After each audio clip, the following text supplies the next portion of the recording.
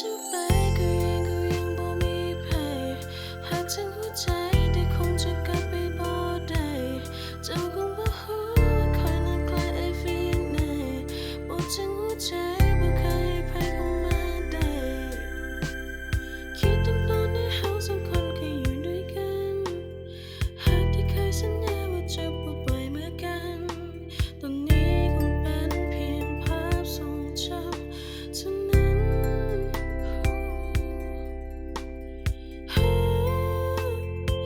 ก็ต้องปล่อยไปตามฤดู